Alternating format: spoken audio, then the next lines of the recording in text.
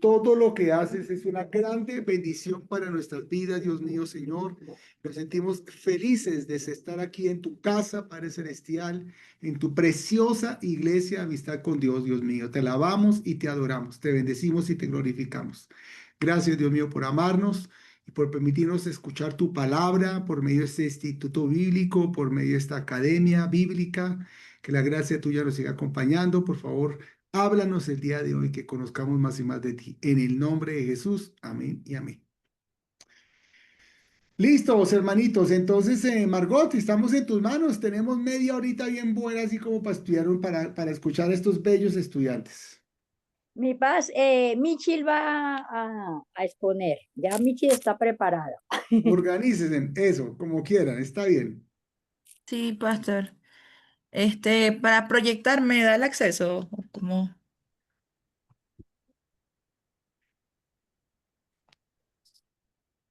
Listo, Michelle, ya tienes. Vale. Mm,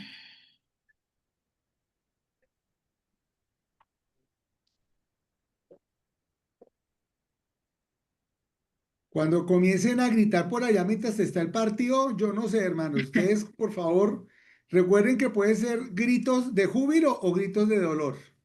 Así que ustedes en la clase para que no se afeiten por nada. Que el pastor ya les coloca el marcador en la pantalla. ¿Ya se ve? Listo, ya se ve. Ajá. Ya va. Dame un chance, un momentico aquí.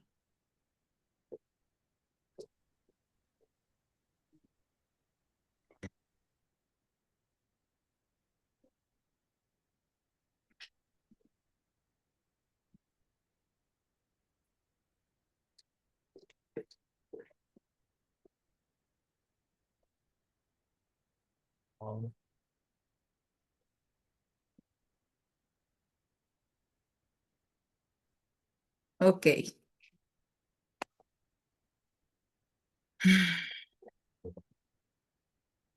Venezuela también está jugando Yo con no sé, Uruguay. yo no estoy escuchando nada. ¿Ustedes escuchan algo? Sí. Ay, oiga, ¿qué pasaría? Yo no escucho nada. No, no, no, no se oye nada. Ah, ¿no me escuchan o sí me escuchan? Yo te escucho, Michelle. Ah, ahí sí Ajá. hablaste, ahí sí hablaste. También, sí. Es que todavía no está Sí. hablando, no ha empezado a hablar. Bueno, bueno, sí. Bueno, el punto que nos tocó a tratar es sobre el tabernáculo.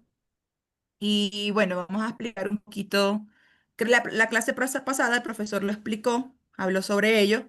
Entonces hoy básicamente vamos a reforzar y hablar un poquito más. ¿Qué es el tabernáculo?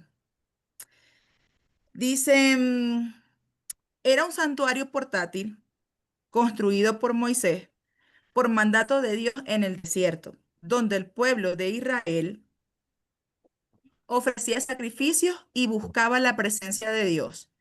Era el lugar de encuentro entre Dios Santo y el pueblo pecador, y cada parte de él tenía un significado. Eso. Creo que, ajá, bueno, y cada parte de él tenía un significado espiritual y profético. Eso se encuentra en Éxodo 25, 27, perdón, 28, lo que estoy leyendo. Eh, y dice, y hallarán un santuario para mí y habitaré en medio de ellos. Ya va.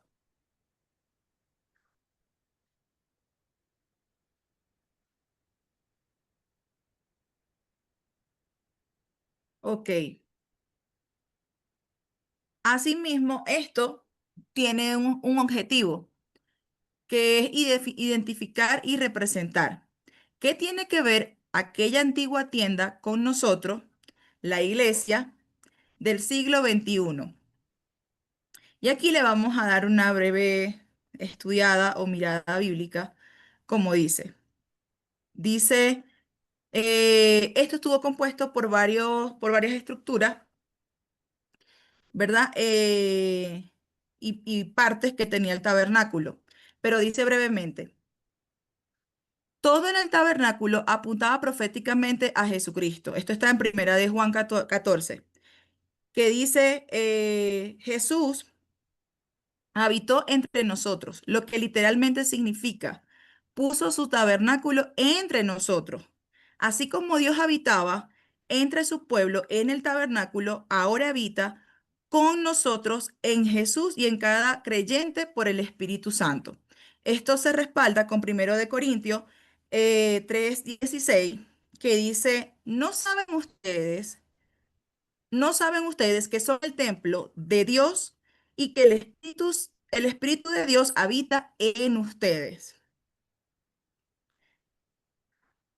Conociendo un poquito de esto, entendemos que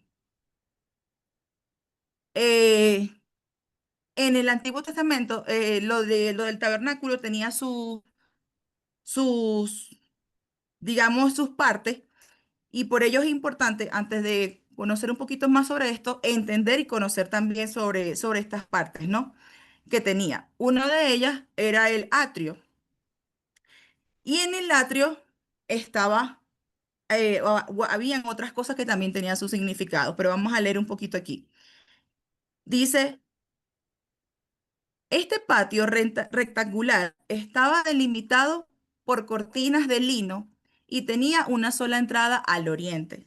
Todo el pueblo de Israel podía entrar por esta puerta al atrio para acercar sus sacrificios a Dios. Aquí vemos ya una primera lección. Dios provee un solo camino de acceso. Jesús lo declara claramente, yo soy la puerta y yo soy la puerta, el que entra por mí será salvo. Está en primera de Juan 9, perdón, en Juan 9. Así como había una sola entrada al tabernáculo, Cristo es la única puerta de salvación y comunión entre Él y nosotros. Entonces aquí vamos a describir lo que es el atrio. En el atrio se encontraba el altar de bronce, ¿verdad? Que es el lugar de sacrificio de animales. Apunta a la cruz de Cristo, donde fue ofrecido como sacrificio por nuestros pecados. Luego está la fuente de bronce, lugar de lavado para los sacerdotes. Simboliza la limpieza espiritual por el Espíritu Santo y la palabra. La lección que esto nos deja, que es aquella, pues, es esta lección que solo a través del sacrificio de Cristo y la santificación diaria podemos acercarnos a Él. Luego está lo que es el lugar santo. A la primera habitación dentro de la tienda del tabernáculo, solo los sacerdotes podían entrar allí diariamente para ministrar delante de Dios. Al entrar al lugar santo, el sacerdote se encontraba rodeado de 3 muebles sagrados, cada uno dispuesto con un propósito específico. Sí, en el lugar santo encontramos lo que es la mesa con los panes, que es el sustento espiritual. Jesús, o sea, la palabra dice que Jesús es el pan de vida que nutre nuestras almas. Está luego el candelabro, que es la luz constante. Cristo es la luz del mundo y el Espíritu Santo nos guía. Y luego se encuentra el altar del incienso, que son las oraciones al cielo. Jesús es nuestro intercesor y nuestras oraciones ascienden como el incienso, ¿no? Y una lección que nos deja lo que es el lugar santo es que Jesús nos alumbra, nos sustenta y nos lleva al Padre por medio de la oración. Luego nos encontramos con el lugar santísimo. Detrás del velo está la segunda habitación de la tienda, el lugar santísimo o santuario interior. Este espacio era el más sagrado de todos porque ahí moraba de forma manifiesta la presencia de Dios. La gloria de Dios se revelaba sobre un único mueble que ocupaba el lugar santísimo. Y este describe dos cosas, que es el arca del pacto, que simboliza la presencia gloriosa de Dios.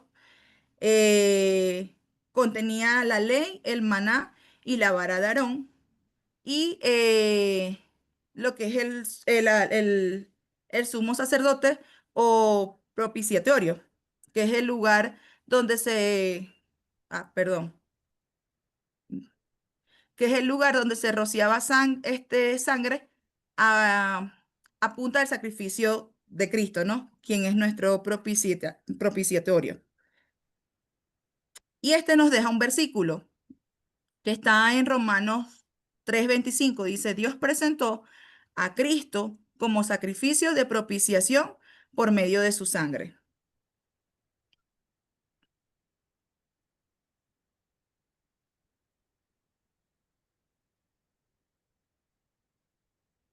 Ok. Aquí quiero hablar un poco sobre lo que el antiguo y digamos el nuevo pacto, ¿no? Como que los contrastes y como la realidad que hay entre ellos, ¿no? Por lo menos en el sacerdocio, antes solo los levitas, eh, antes eran solo los levitas, ¿no? Los que tenían esa oportunidad ahí. Ahora todos los creyentes somos sacerdotes. Esto está en Primera de Pedro 2:9. Ahora los sacrificios. Antes eran los animales. Ahora Cristo es el único sacrificio y perfecto sacrificio, una vez y para siempre. El acceso a Dios antes era restringido, ahora es libre el acceso al trono de la gracia. La presencia de Dios antes era un lugar físico, ahora vive en nosotros por el medio del Espíritu Santo. Em, y una aplicación que se puede dejar sobre todo esto que estamos viendo es, oh, perdón, bien. Eh, Hay 4 aplicaciones que podemos dejar. Una es adorar centrados en Cristo. Nuestras vidas y culto deben girar en torno a Él. Vivir en oración constante, como el incenso de nuestras oraciones, así pues, hacia Dios, deben de subir. 3, buscar santidad y consagración. Somos templo del Espíritu Santo, apartados para Dios. 4, tener intimidad con Cristo. Y la idea es no conformarnos con la distancia, sino que entrar a ese lugar santísimo que es cada día en la presencia de Dios por medio de la fe, ¿no? Y de la oración.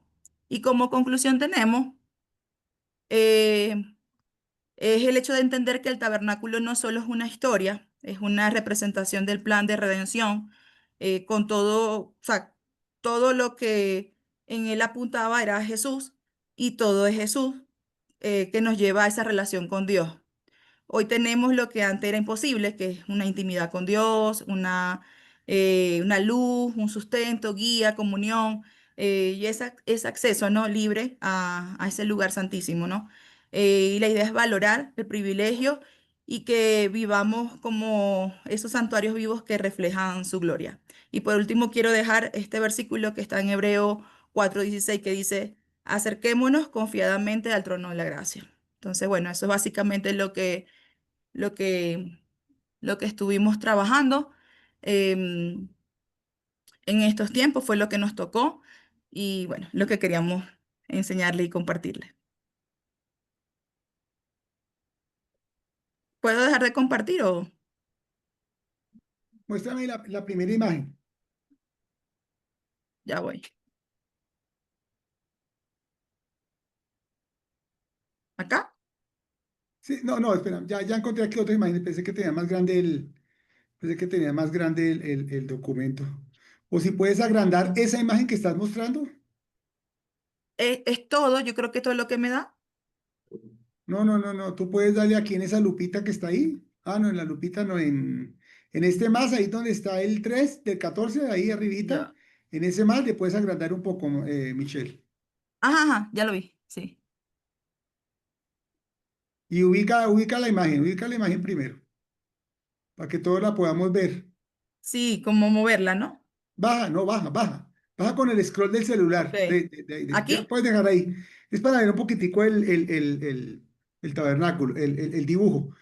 Bien, gracias, Michelle, por tu explicación. De todas maneras, ya hemos visto pues suficientemente no, todavía se puede aprender muchísimas más cosas, más profundo de cada una de las partes de cada una de las partes del tabernáculo, de lo que significa.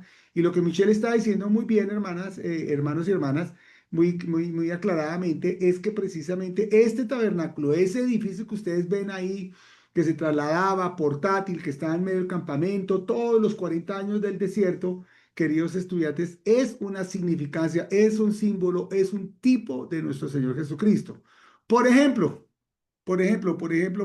mis queridos estudiantes, déjenme un tantico por aquí.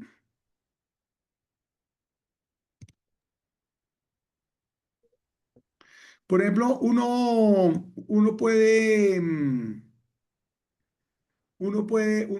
preguntar lo siguiente, por ejemplo, como ustedes ya saben harto de esto, entonces yo les pregunto, hermano Iván, ¿qué significa la cortina que divide el lugar santo del lugar santísimo? ¿Cuál es el tema espiritual y el tema Mami, me apago la olla, ¿no? doctrinal de la cortina? Bueno, mami, gracias. ¿Me escuchan? Muy bajito, pero bueno, hermano. ¿Me escuchan? Bueno, ¿qué significado tiene? Digamos, en esa diapositiva hay algo arriba que dice el significado del tabernáculo, ¿sí? Donde dice que es la morada. ¿Sí? Entonces, ¿qué significa el velo? Es que anteriormente en el Antiguo Testamento era un lugar en el cual era difícil acceder, ¿sí? Entonces, ¿qué es lo que hace Jesús ahorita en el Nuevo Testamento? ¿Sí? ¿Qué es lo que hace en la venida de Jesús? Rompe esa cortina, que se puede decir ahí, rompe esa cortina y hace que nuestro acceso, ¿sí? Al Padre, a Dios, sea inmediato, ¿sí? Sea a una oración. Entonces, se digamos, esos sacrificios, esas cosas que se tenían que hacer rituales en el Antiguo Testamento, ya no es necesario, ¿sí? ¿Por qué? Porque Jesús fue el último sacrificio, ¿sí? Que hubo de esa manera, ¿sí? Entonces, al Jesús morir, sacrificarse, lo que hace es que ese velo se rompe y hace que nuestra morada con el Padre, ¿sí? Sea, o sea, nuestra morada con Dios sea inmediata, ¿sí? O sea, Él habite en nosotros y nosotros podamos tener esa conexión directa con Dios, ¿sí? Sin tanto Gra- sacrificio y tanto protocolo, se podría decir. Entonces es un acceso Sí, directo. gracias, Iván. Iván, tú tienes la idea, pero básicamente para más cortas palabras, tú llegas y dices lo siguiente.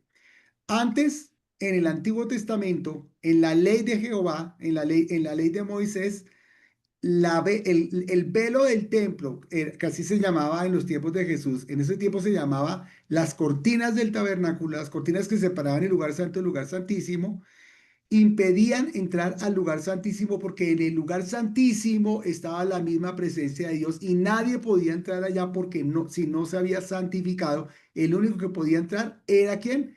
El sacerdote, el sacerdote. Entonces, cuando Cristo muere, esa cortina es rota, lo cual significa que ahora el hombre tiene entrada directa delante de Dios. Muy bien, Michelle, ¿ya puedes dejar de compartir, por favor?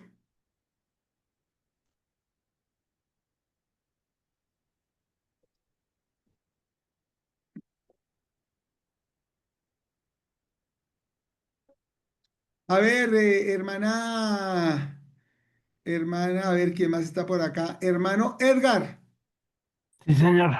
¿cómo se llama esto que estoy señalizando acá? Ese es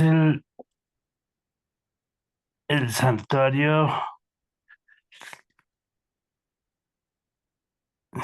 Esto es el santuario, todo esto es el santuario.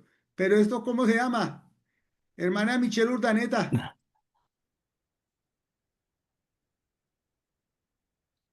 la que, la que expuso. ¿Cómo se llama esto que estoy señalizando, Michelle Urdaneta, Fabiola?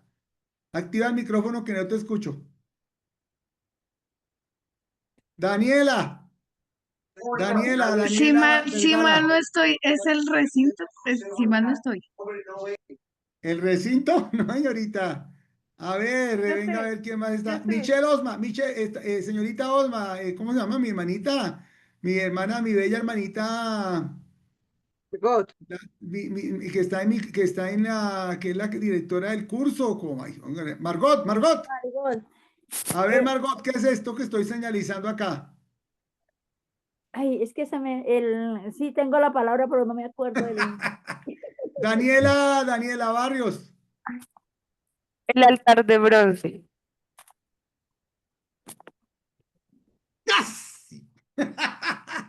Lida, a ver, Lida, ¿cómo se llama esto que estoy señalizando acá? También lo vería como el altar de bronce, porque el otro ya es donde se lavaban las manos. Este es el altar del holocausto. Ah, ok. El altar del holocausto. Y el altar del holocausto, Mari Rodríguez, Luz Mari Luz. ¿Qué era? ¿Qué significa para nosotros? Activa el micrófono, Mari. Un lugar santísimo. No. Bueno, sí es santo, ni más faltaba. Pero específicamente, ¿qué significa para nosotros, Maribel Garcés?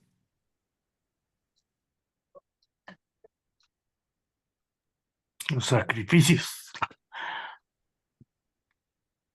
Maribel Garcés, con esa sonrisa tan linda que tiene, no me va a convencer. Convénzame con argumentos.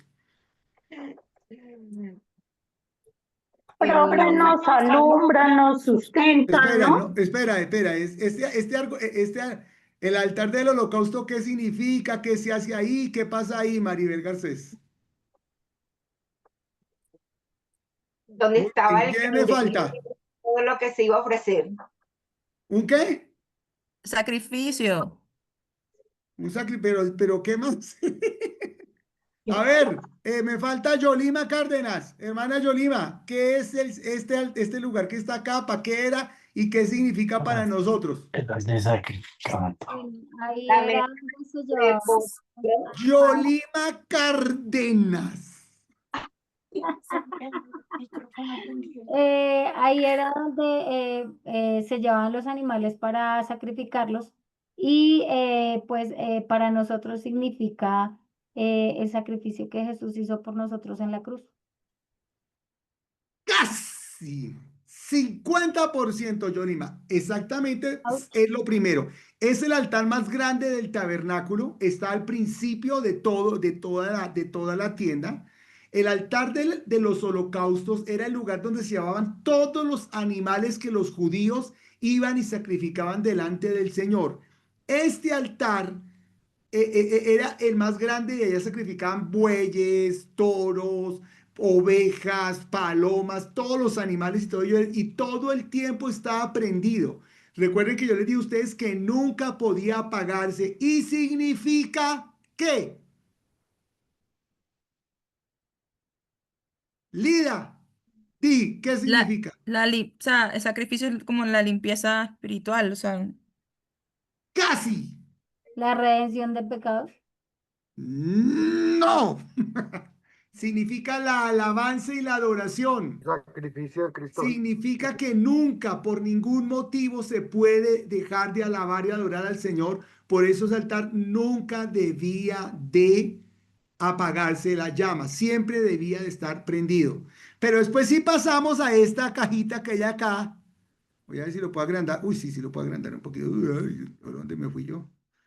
Carambolas. Ah, míralo acá. Luego, ahora pasamos aquí, a esto que estoy señalizando. Y por favor, la señorita Dana Barrios, ¿qué es este lugar que estoy señalizando acá? Es que La fuente de bronce, La fuente de bronce. ¿Qué es la fuente de bronce y para qué es la fuente de bronce? Dana Barrios. pues la fuente de bronce no era donde ellos como se lavaban sus manos antes de entrar al lugar santo, como para entrar limpios, ¿Qué significaría para nosotros, Dana Barrios? como esa santidad antes de como estar con el Espíritu Santo. La fuente de bronce es otra imagen del Espíritu Santo. Recuerden ustedes que aquí en el altar del holocausto estaban ofreciendo los animales. ¿Cuáles las, cómo, imagínense ustedes que van a sacrificar un buey, un toro que pesa 250 kilos? Y vienen los levitas, uno lo coge los cachos, otro una pata, otro otra pata, otro otra pata, coge un cuchillo de este tamaño y le mete el cuchillo aquí por el cuello, le baja y comienza a salpicar sangre por todos lados. Luego lo suben como pueden, lo cortan por pedazos y comienzan a asar esa carne y el humo y esa grosura es el sacrificio para el Señor, el sacrificio para el Señor. Eso se convierte en como en un símbolo de nuestra alabanza y nuestra oración al Señor. Dana Barrios, ¿cómo queda un levita después de haber sacrificado un toro de 250 kilos? Uy, perdón. Todo sucio, manchado de sangre, salpicado. Entonces toca ir a la fuente de bronce, era una fuente a donde continuamente los levitas tenían que ir y venir porque se estaban manchando y untando, etcétera, etcétera. Era para que aprendieran un símbolo del Espíritu Santo, un símbolo del Espíritu Santo. Dana Barrios, sabes mucho, señorita, la felicito. Muy bien, cerrar por acá, muy bien. Y ahora nos venimos, vamos a aceptar por acá esas coquis canzonas. Y ahora estamos acá en el lugar, en la tienda principal.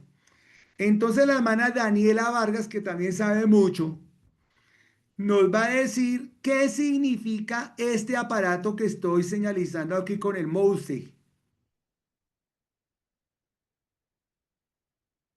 ¿Eso qué es, hermana Daniela Vargas?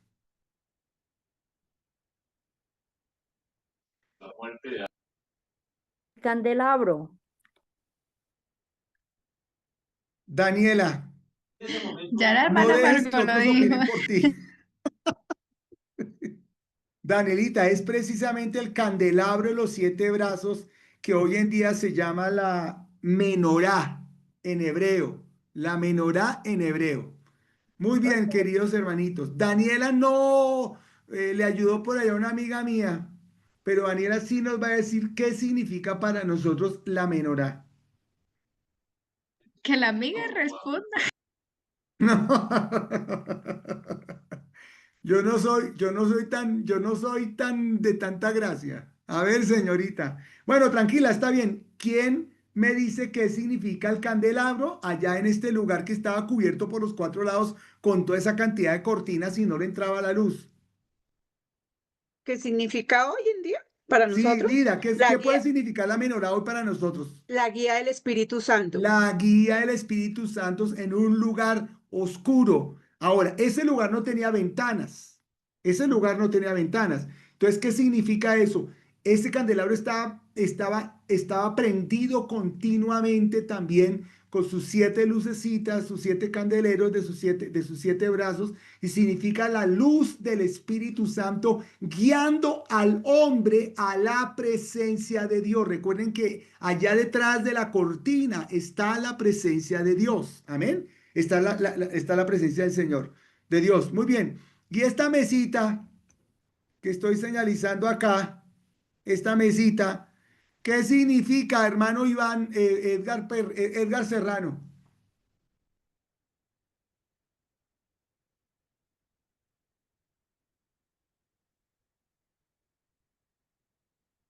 Hermano, otro varón, hermano Iván.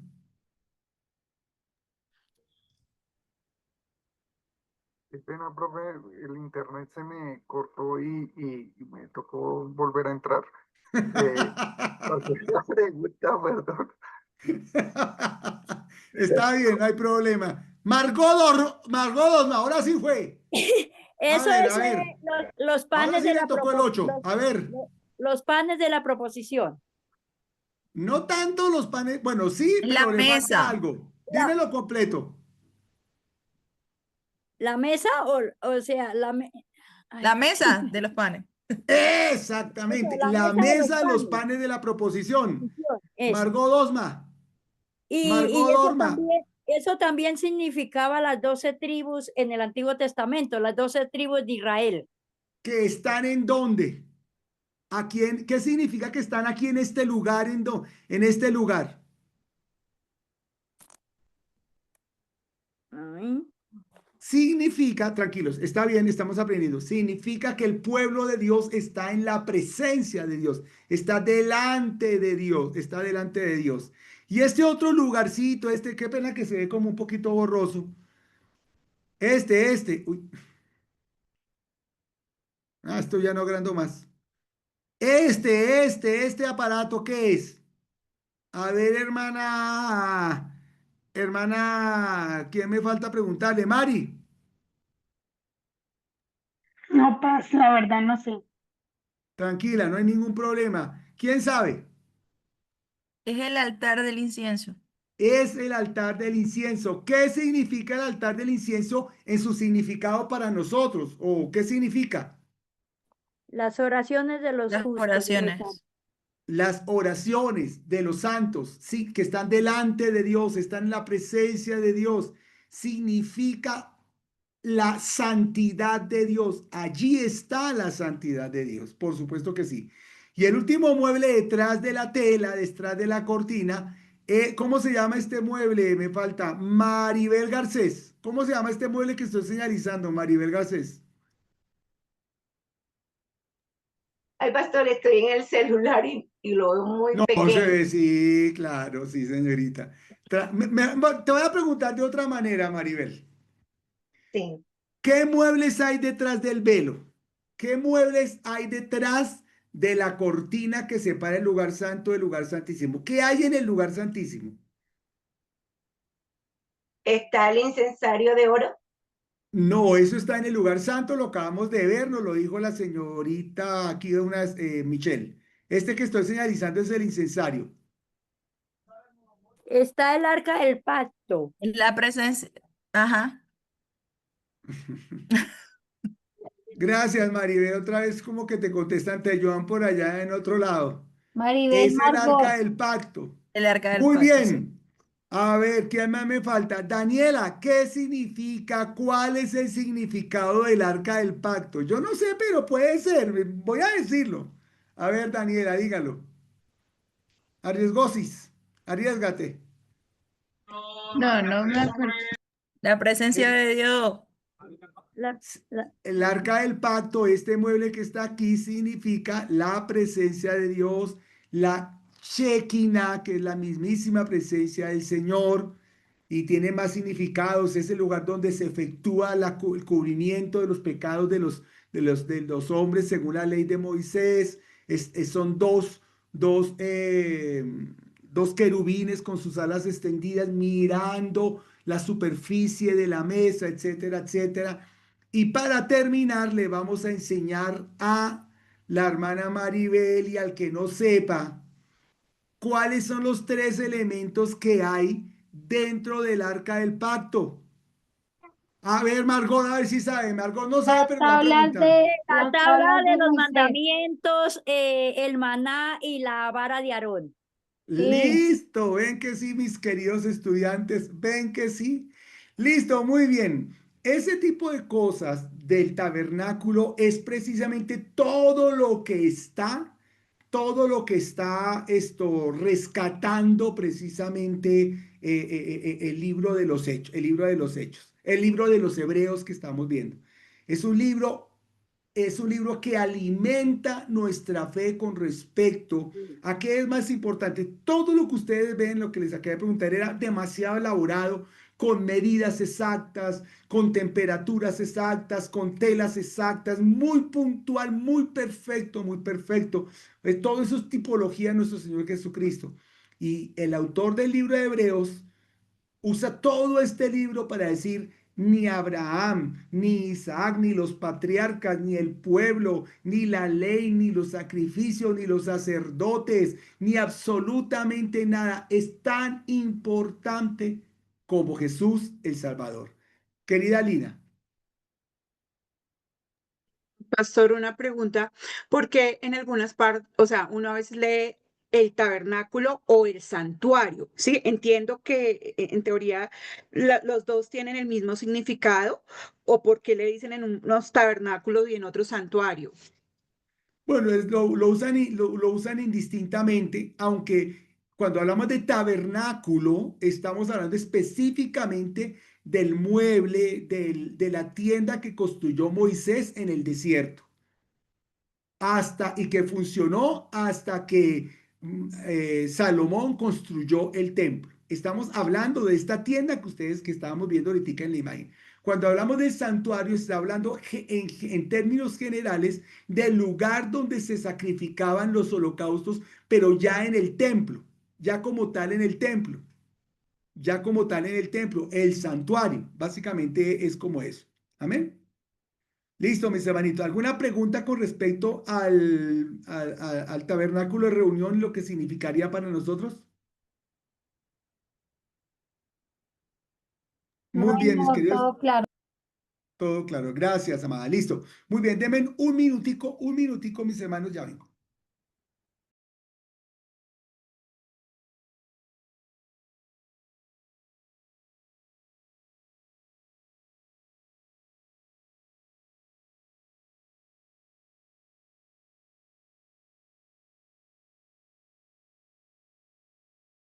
Vamos ganando. Ay, Margot. Claro que ustedes hicieron la tarea.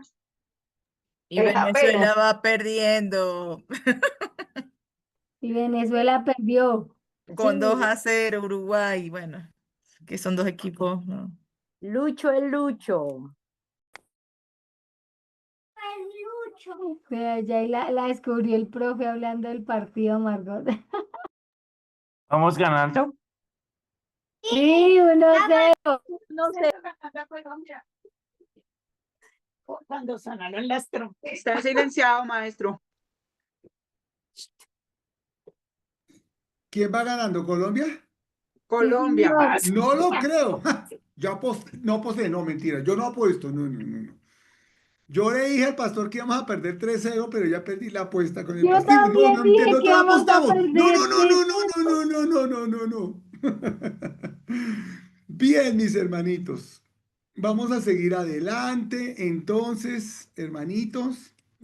Hoy vamos a ver entonces, queridos estudiantes, el capítulo número 11. El capítulo número 11. ¿Listos? Entonces, el capítulo número 11 funciona de la siguiente manera. Denme un segundo.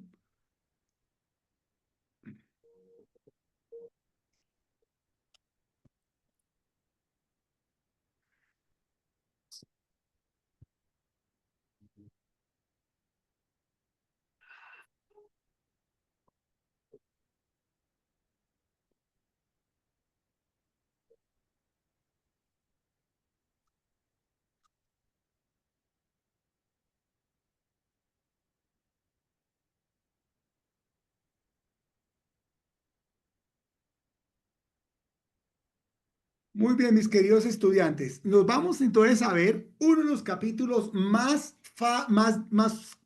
mejor dicho, lo que vamos a ver es el capítulo más conocido del libro de los Hebreos. El capítulo número 11, un capítulo que hemos leído y releído, nos han predicado muchísimo sobre este capítulo, hemos aprendido infinidad de cosas, etcétera, etcétera, y es de los capítulos más recurrentes que usamos los pastores cuando queremos bendecir, cuando queremos motivar el corazón, la fe de nuestros hijitos, de nuestros creyentes, de nuestra feligresía. Entonces vamos a ver ahora desde el contexto, mis queridos estudiantes, desde el contexto del libro de los Hebreos, ya no lo vamos a ver desde la iglesia, ustedes lo han aprendido siempre desde la iglesia. Hoy lo vamos a ver desde el área académica, desde el área del estudio bíblico. ¿Qué significa? ¿Qué más secretos tiene el capítulo número 11? Y como para que ustedes aprendan un poquitico más sobre el capítulo número 11, mis queridos estudiantes, tengo esta introducción. Para comprender plenamente el capítulo 11, que es un tesoro de la Biblia, ¿cierto? Con esa definición tan linda que es de la fe, el buen estudiante bíblico debe acercarse desde el contexto del capítulo 10, que fue el capítulo que vimos la semana pasada.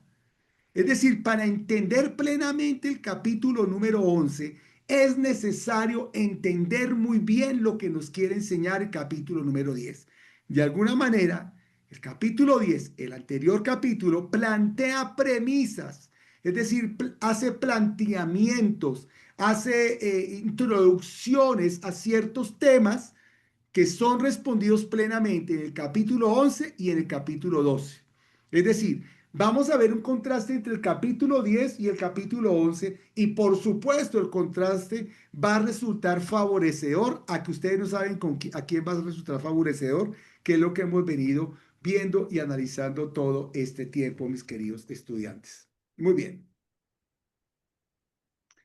Ahí con sus Biblias abiertas, mis queridos estudiantes, quisiera que antes de entrar en el capítulo número 11 hiciéramos un pequeño recorderis de algunas partes importantes del capítulo número 10. Es muy importante lo que vamos a ver para que el capítulo 11 resalte por encima de absolutamente todo. Por ejemplo, quiero empezar en el versículo número 7. Se establece que los sacrificios de la ley se quedan cortos ya que no quitan el pecado y fuera de eso hay que estarlo repitiendo además de que, por ejemplo, el sacerdote debe entrar día tras día en el santuario y ofrecer el verso 11. Es decir, el capítulo 10 va a establecer los límites que no puede pasar la ley, que no puede pasar el Antiguo Testamento, que no puede pasar todas las figuras que hemos visto hasta este momento. No pueden pasarlo. Por ejemplo, en el capítulo 7 y el versículo número 11 dice, en el 7 dice, mire, 7 dice lo siguiente.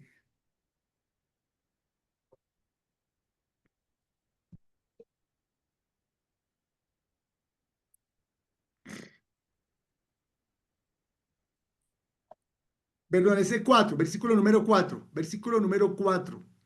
En el versículo número 4 dice, porque la sangre de los toros y de los machos cabríos no puede quitar el pecado. Venga, voy a corregir aquí de una vez.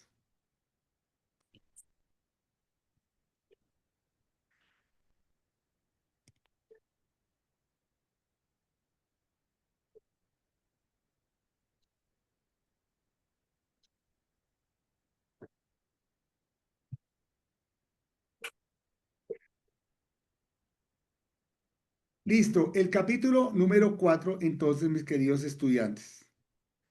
Perdón, el versículo número 4. En ese versículo dice que la sangre de esos animales que hablábamos que se ofrecen allá no puede quitar los pecados. Y el versículo 11 también limita el sacrificio. ¿Por qué razón? Porque el sacerdote tiene que continuamente, repetidamente entrar al santuario para ofrecer. ¿Qué dice el versículo número 11, Maribel?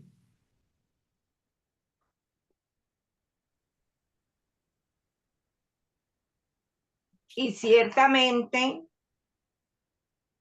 todo sacerdote está día tras día ministrando y ofreciendo muchas veces los mismos sacrificios que nunca pueden quitar los pecados. ¿Vieron? Entonces está desacreditada la ley para el autor de Hebreos. Aparte de eso, el versículo número 8 determina que definitivamente ese tipo de repeticiones, de limitaciones, de que la ley no alcanza para cubrir todos los procesos con respecto al pecado, no le agradan a Dios. Eso está en el versículo número 8, Lida.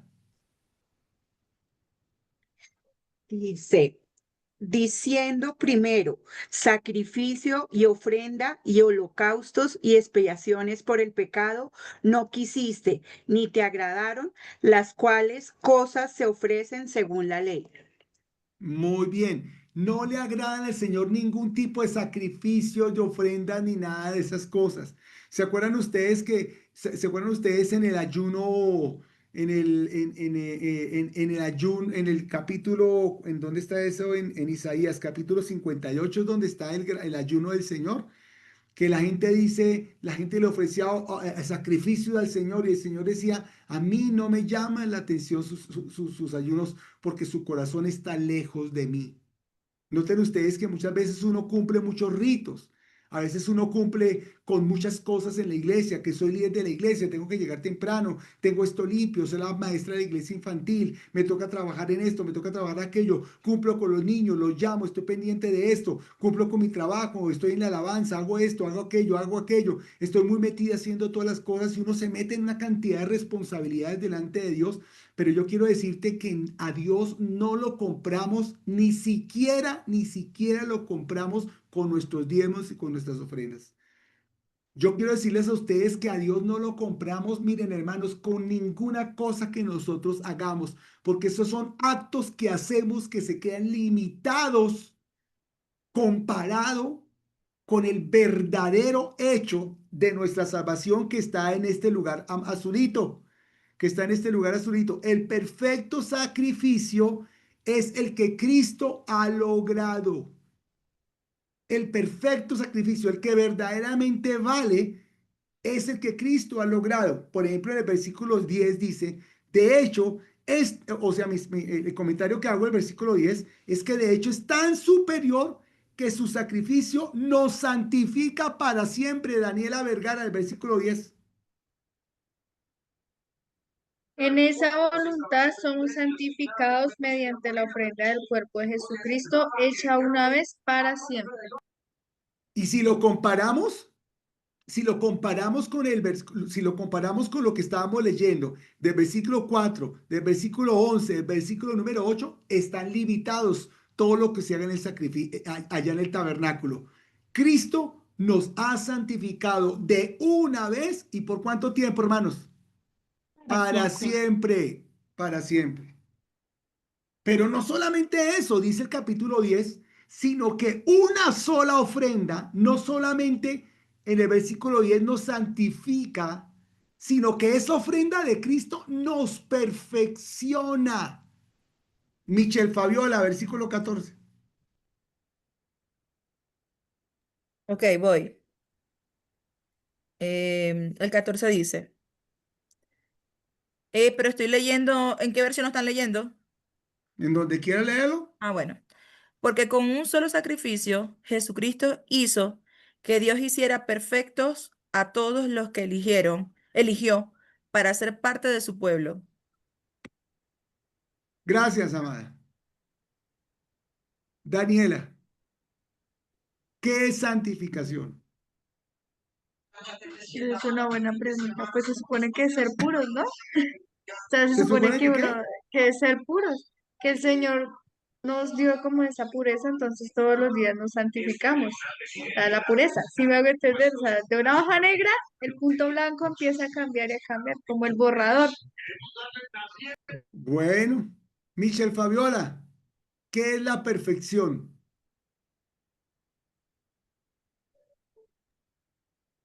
En Cristo. Bueno, para mí sería como llegar a ese punto donde, no sé, pensamos, actuamos lo más parecido a nuestro Señor, ¿no? Sería como algo así. Gracias, Michelle. Para que no se lo olvide, Daniela, la palabra del Señor dice, vosotros me seréis un pueblo santo.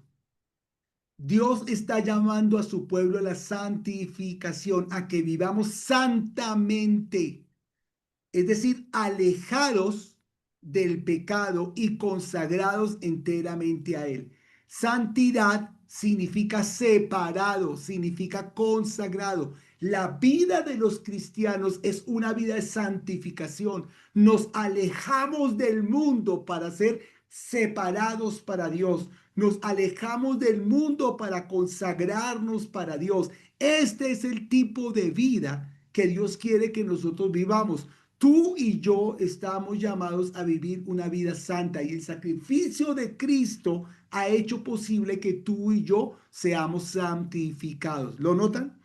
Ahora, somos santificados, queridos estudiantes. ¿Saben por qué? Porque el Señor quiere que nosotros seamos santificados. Y si no, no podríamos acercarnos a Dios. ¿Recuerdan eso? ¿Recuerdan que nos acercamos directamente por Cristo al Padre?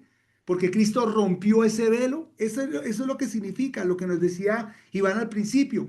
Se rompió ese velo. ¿Cómo vamos a ir a la Shekinah? ¿Cómo vamos a ir a la misma presencia de Dios si no nos hemos santificado? Cristo nos ha santificado. Así que aunque Daniela no lo entienda y varios de ustedes no hayan escuchado muy bien ese término, a veces uno como que, sí, santificado, o sea, como quizás como un santo. No, no, no, no, no, no, no, no. Santificado es mucho más.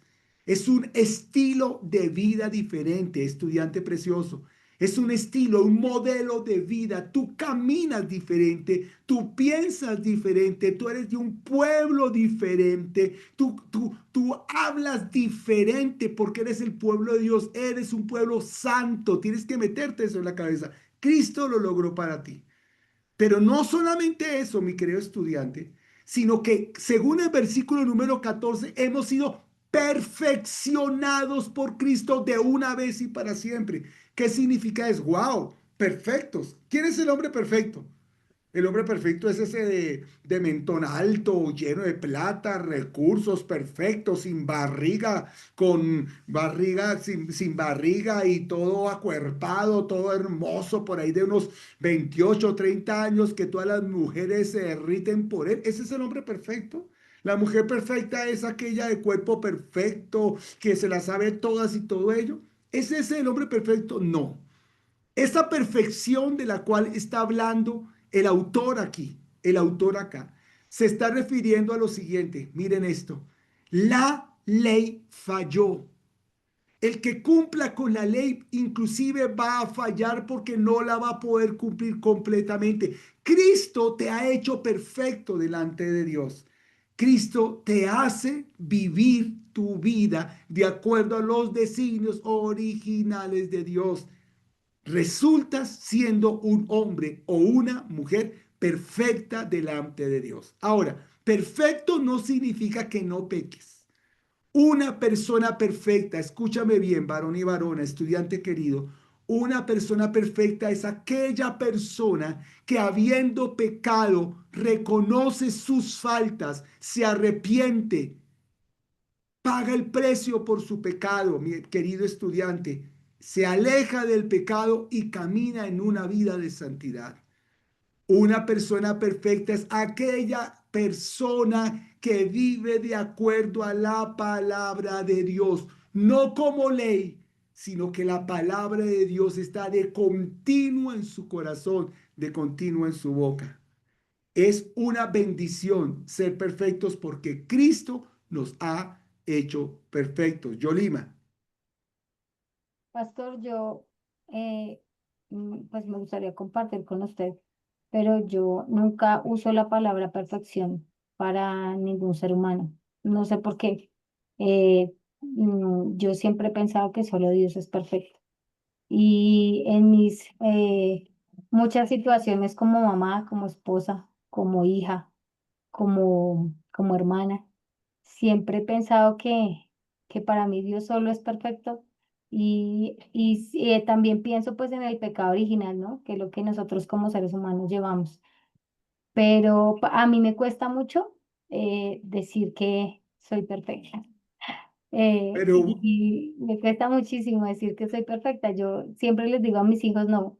Mis hijos me dicen, mamá, eres la mamá perfecta. No, no soy la mamá perfecta, porque si fuera perfecta, no, no cometería errores y yo también cometo errores. Entonces, pues trato como enseñarles eso, pero no sé, a mí me cuesta mucho esa palabra. Pues Yolima, te tengo una noticia para que corrijas tu pensamiento, porque Dios a ti te ha hecho perfecta. Hay que profundizar más en el concepto, pero en términos generales, todos los que tenemos a Cristo en el corazón, según el versículo 14, Dios nos ha perfeccionado. Perfeccionado es cuando el Señor en un proceso, Yolima, de vida nos va quitando todo aquello que es malo, que es feo, que es regular, que no bendice y no glorifica a Dios en nuestras vidas. Es un proceso en donde poco a poco somos santificados, somos limpiados de toda aspereza, de todo desánimo, raíces de amargura, pecado, pensamientos, etcétera, etcétera, y caminamos hacia ser ese hombre perfecto, digamos, como Cristo, como Dios lo creó como Dios lo creó, como Dios lo creó inicialmente. Por supuesto, es necesario decir que aquí en la tierra no llegaremos hasta allá, pero sí hay un proceso de perfección que Cristo ha declarado por ti y por mí, mi querida Lida. Sí, pastor, era precisamente eso. De hecho, el apóstol Pablo lo habla de la perfección de la santidad, ¿no? Y perfeccionar la santidad es un proceso que no es algo terminado. Yo creo que nosotros partiremos a la presencia del Señor siendo todavía seres que necesitan ser perfeccionados en algún área, pero que cuando muere el viejo hombre y nace el nuevo hombre, empezamos ese proceso de transformación cristiana, que es lo que yo entiendo que decía el apóstol Pablo, que es la perfección de la santidad. No sé si Sí, es señora. así. Es que miren, queridos estudiantes, gracias, Lida, por tu aporte muy bueno. Yo quiero decirles a ustedes, esto que estamos hablando, quizás es el proceso del cual más gente en la iglesia se olvida o es un proceso que no conoce o es un proceso en el cual no está interesado en participar. Pero yo quiero decirte, la Biblia reiteradamente dice, y aquí lo acabamos de leer en el libro de Hebreos, les quise dar a ustedes vianda, pero no pude, me tocó tratarlos como bebés. ¿Saben por qué? Porque hay gente que se queda por años en la vida cristiana como bebés. No quieren progresar, como decía Lida, no quieren avanzar en su vida cristiana, no quieren santificarse en su vida cristiana, perfeccionar su vida cristiana. ¿Ustedes se imaginan ustedes perfectos delante de Dios? Ustedes, estudiantes, tú, Dana, jóvenes, ustedes, Daniela, tan jóvenes, ustedes se imaginan estas jóvenes, estos varones, ustedes que están acá perfectos delante de Dios. ¿Se imaginan cuánto les serviría a la iglesia? ¿Cómo sería de bendición para la iglesia? Pero somos tan temerosos, somos tan miedosos, pero sobre todo somos tan perezosos y tan faltos de carácter que no queremos llegar a esos niveles. Pero para cambiar, así como le estamos cambiando la mentalidad a la señorita Yolima, a todos ustedes les digo, Dios los llamó a ser perfectos. Dios los llamó a ser santos. Es lo que dice la palabra y está en el versículo 10 y en el versículo 14. Y terminamos este tema. Michelle Fabiola, ¿qué nos quieres contar? No, pastor, que quería como decir algo, ¿no? En cuanto a ese punto, yo creo que eso tiene que ver con el hecho de la gracia, ¿no? Cuando él dice que somos perfectos es porque ya él nos tomó y tiene que ver con la gracia. O sea, obvio que no somos perfectos en el sentido de que no hacemos nada, sino que es por su gracia cada día tenemos la misericordia de Dios para, lo que se está diciendo, pues, ser renovado, restaurado en cada una de las cosas. Es algo simple, es gracia. O sea, yo lo veo Por así. supuesto, Ujú. todo. Es que no podemos profundizar, pero por supuesto, toda obra de Dios sobre tu vida y sobre mi vida, que somos tan imperfectos, que hoy lo amamos de todo corazón y mañana simplemente no queremos a Dios, no queremos saber de Él, porque me pasa esto y toda la cantidad de cosas. Y al otro día medio como que nos arrepentimos y Dios sigue regalándonos gracia y sigue bendiciéndonos y bendiciéndonos. Todo es obra de la gracia de Dios sobre nuestras vidas. Tenemos el nuevo pacto, que es lo que el autor de Hebreos precisamente está presentándole al pueblo, mis queridos estudiantes. Muy bien. Entonces, terminando, queridos estudiantes, este texto, esta parte acá, mis queridos estudiantes, llegamos al versículo número 19. Ya que podemos ser santos, ya que somos perfectos, queridos estudiantes, ya que los sacrificios antiguos no sirven para nada y en cambio nosotros nos ha hecho perfectos y santos, entonces en el versículo 19 y en el versículo número 21 y 22 nos invitan a entrar en el verdadero tabernáculo. Nos presenta el autor el verdadero sumo sacerdote. Nos presenta el que es de lo que es. Entonces le voy a pedir el favor a mi hermanita, a ver, Dana Barrios. Lee por favor 19, 21 y 22. Del 19 al 22, mejor dicho, esos 4 versículos. Bueno, dice del 19 al 22. Entonces, hermanos, podemos entrar con toda libertad al lugar santísimo, gracias a la sangre que Jesús derramó. Jesús abrió un camino nuevo para nosotros a través de la cortina. Él mismo es ese camino nuevo y vivo, es decir, lo abrió ofreciendo su propio cuerpo como sacrificio.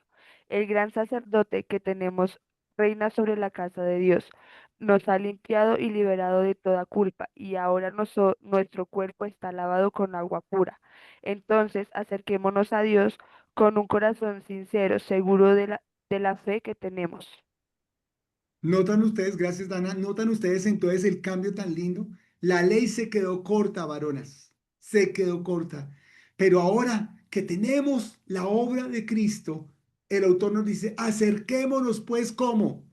Con recelo, confiadamente, con libertad, con sinceridad, con tranquilidad. Acerquémonos al trono de la gracia. Perdón, dice, así que hermanos, teniendo libertad para entrar al lugar santísimo por la sangre de Cristo, ahora podemos llegar al lugar santísimo. ¿Por dónde? Por la sangre de Cristo. Porque recuerden que ya aprendimos que en el Antiguo Testamento, allá en el tabernáculo, no se borraban los pecados, se cubrían los pecados. Es otra cosa. Es decir, el pecado estaba ahí, pero era cubierto. En cambio, Cristo ha borrado los pecados, nos ha santificado, queridos estudiantes. Se rompió el velo, hay un camino para entrar a la Shekinah, para ir allá donde está el arca del testimonio, el arca del pacto. Podemos ir a la misma presencia del Señor. Tenemos el gran sumo sacerdote sobre la casa de Dios que es Cristo. Por tanto, acerquémonos con corazón sincero, con plena certidumbre de fe, purificados los corazones y lavados los cuerpos con agua pura. Una invitación a cambiar. Una invitación a no quedarnos en la puerta del tabernáculo. Es una invitación a que vayamos al fondo, porque ahora sí conocemos la verdad del asunto. ¿Qué debería entonces hacer la iglesia? Esa es la pregunta. ¿Qué deben hacer los lectores de la carta entonces procediendo a esta invitación? Aquí lo vamos a decir. Miren, hermanos, cómo ir a la presencia de Dios se desgrana en una cantidad de responsabilidades que debe tener la iglesia. La primera, el versículo 22, que ya lo leyó la señorita, acerquémonos con un corazón sincero y con certeza. La segunda la encontramos en el versículo 23. Mantengan firme su esperanza. El versículo 23. Mantengan firme sin fluctuar la profesión de nuestra esperanza, porque fiel es el que prometió. Ustedes quieren, si ustedes quieren entrar en santificación, la columna de la derecha es el proceso. Primero que todo, seamos sinceros. Segundo, seamos firmes en nuestra convicción de querer buscar santidad, de querer buscar perfección. Tercero, en el versículo número 24, considerémonos los unos a los otros para estimularnos al amor y las buenas obras. No podemos ir a la presencia de Dios, a la Shekinah, allá después del lugar, después del velo.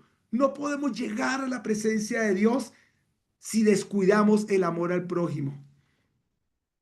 No podemos ir allá a la presencia de Dios si no hago buenas obras. Y no porque sean necesarias, porque realmente no son necesarias, sino porque el autor está haciendo énfasis en el testimonio del cristiano, en tu testimonio. Si tú quieres ir a la presencia de Dios, tu testimonio debe ser válido. Si tú quieres agradar a Dios en santificación, en perfección, tu testimonio es demasiado, demasiado importante, mis queridos estudiantes. No lo podemos dejar de lado. Hay gente que dice, ay, a mí no me importa el qué dirán. A mí no me importa lo que la gente piense de mí, yo soy así. Claro, sí está bien, cada uno tiene derecho a querer lo que quiera, hacer lo que quiera con su vida. En eso no nos metemos, pero a Dios sí le importa. A Dios sí le importa, mi querido estudiante. A Dios le importa cómo tú vivas. A Dios le importa lo que tú haces. A Dios le importa a Dios le importa tus decisiones. A Dios le importa cómo te vistes. A Dios le importa lo que te quitas y lo que te pones. A Dios sí le importa si te haces piercing y si tienes tatuajes. A Dios sí le importa eso. Eso es lo que nos quiere enseñar la palabra de Dios. Es que es Dios. Es Dios. Y el otro elemento, este es el versículo que muchas veces leemos fuera de contexto, que es el cuarto, el quinto requisito para la santificación y la perfección. No te dejes de congregar. Es decir, que a veces la gente le dice a uno como pastor, pastor, yo no voy a su iglesia porque es que yo lo veo a usted por YouTube.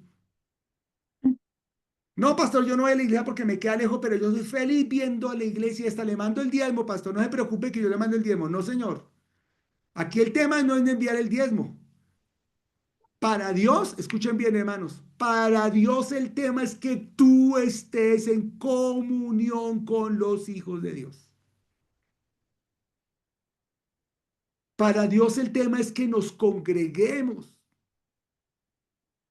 que estemos en comunión los unos con los otros, que seamos amiguitos, que seamos amiguis. Eso es lo que nos enseña la palabra de Dios, queridos estudiantes.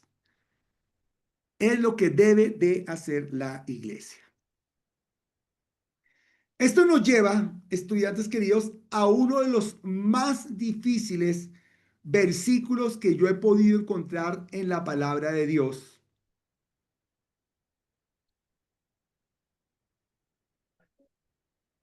Y tiene que ver, querido estudiante,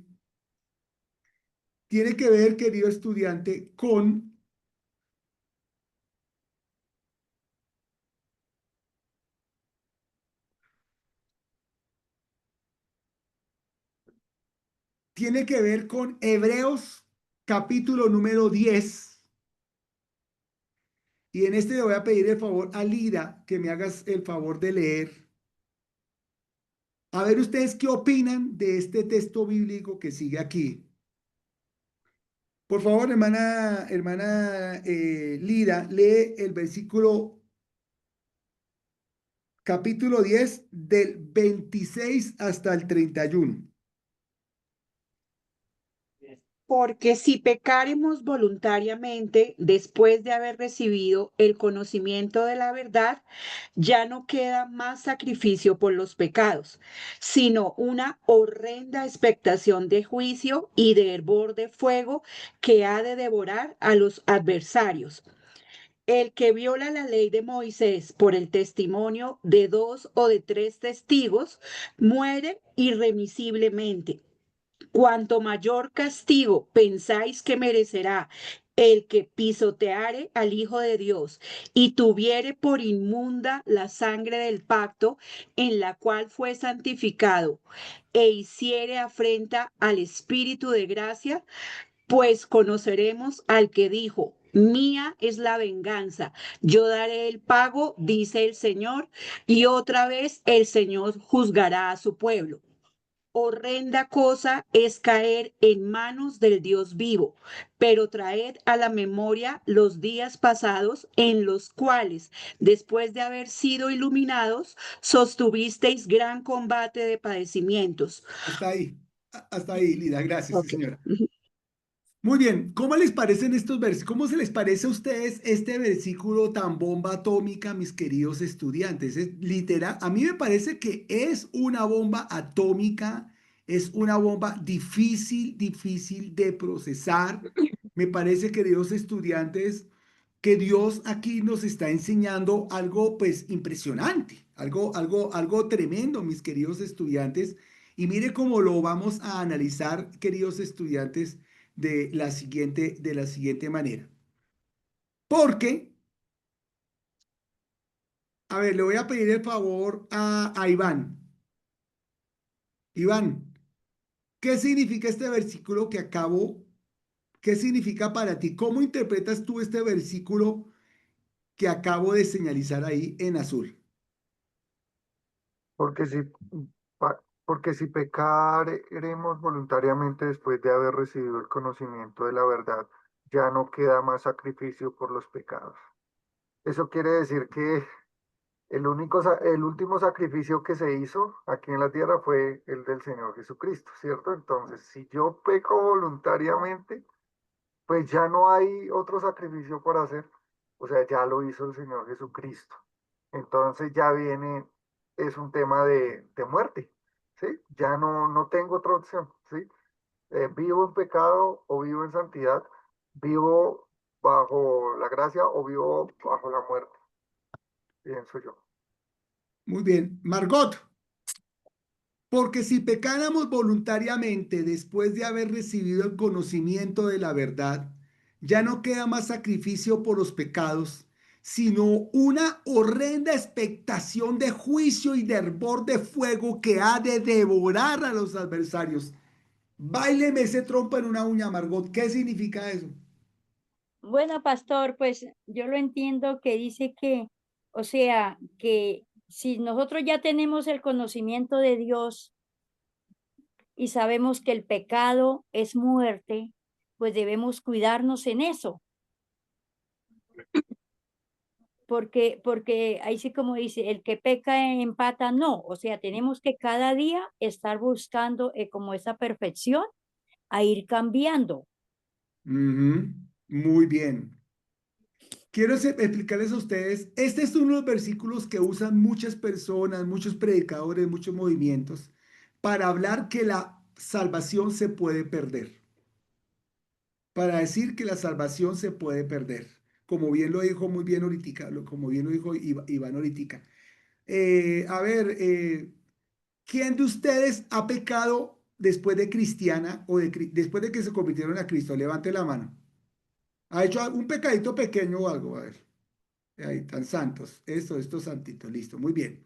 Ahora, de todos los pecados que ustedes cometieron, todo esto se está grabando y se va a proyectar en el próximo culto de este fin de semana. De todos los Ay, pecados que ustedes cometieron,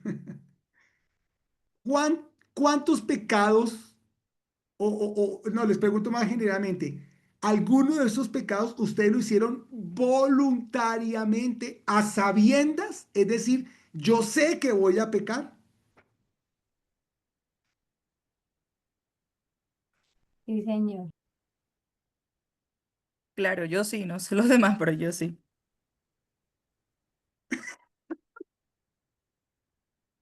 Noten lo interesante, queridos estudiantes. Noten lo interesante. Mira, tú aceptaste a Cristo como Salvador personal, venías como esclava del pecado, como esclavo del pecado en el mundo, Satanás era tu dueño. Cristo te salvó en la cruz del Calvario, te arrebató del mundo, te arrebató del pecado, te hizo nueva criatura. Las cosas viejas pasaron, he aquí todas son hechas nuevas. En el momento de aceptar a Cristo como Salvador personal, es lo que aprendemos en la palabra de Dios. Cristo te ha santificado, te ha hecho una nueva persona, ha quitado el pecado heredado de Adán, la tendencia a pecar. Cristo te ha hecho nuevo. Pero cuando empiezas esta nueva vida como un bebé espiritual, tú empiezas una transformación en tu vida, dejando cosas del mundo, separándote de las cosas del mundo, como lo dije al principio, ese proceso de santificación, ese proceso de perfección, para ser una persona santa y pura delante del Señor. Pero en este proceso no llegas perfecta, no llegas perfecto. Cometes pecados que se llaman técnicamente pecados prácticos. ¿Pecados qué? Prácticos. Es decir, posicionalmente, tú eres santa. Diga, yo soy santa, yo soy santo. Ustedes son santos delante del Señor, pero en la práctica, en la praxis de tu vida, cometemos pecados. A veces pecados de los que no nos damos cuenta, de los que no somos conscientes, pero también a veces pecados por los cuales hemos tomado una decisión de pecar. Y son pecados que están ahí. Yo no quiero decirles a ustedes qué tipo de pecados, pero ustedes saben. Un cristiano un cristiano, un hijo, un hombre que asiste a la iglesia y que va y fornica con X persona, eso no fue un pecado, ¿cómo se llama? ¿Cómo fue que los que yo dije? De los que no se da cuenta.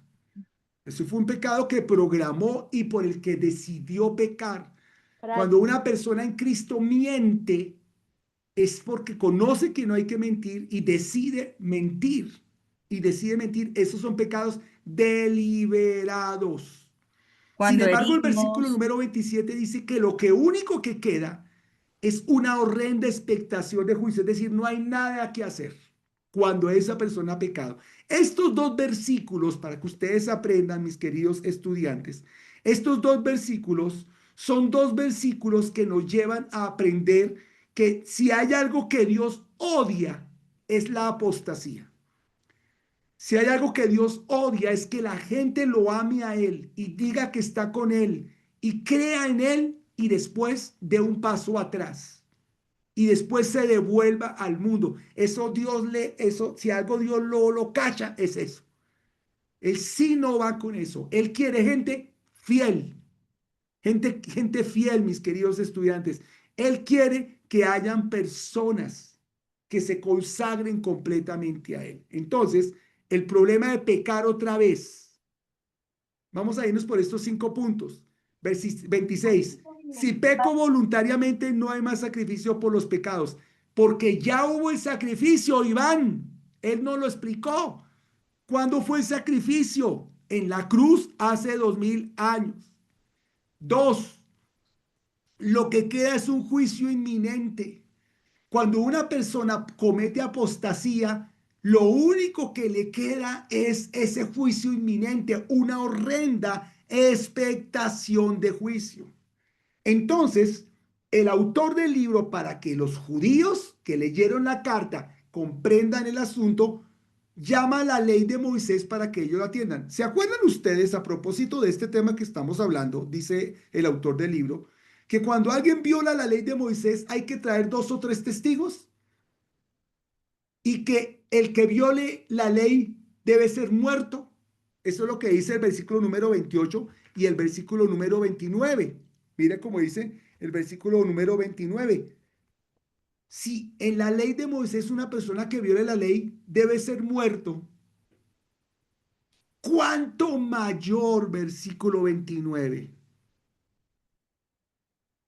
Castigo pensáis que merecerá el que pisoteare al Hijo de Dios y tuviere por inmunda la sangre del pacto en la cual fue santificado e hiciera afrenta al Espíritu de gracia. A ver, miren, queridos estudiantes, yo no sé ustedes cómo se sienten el día de hoy,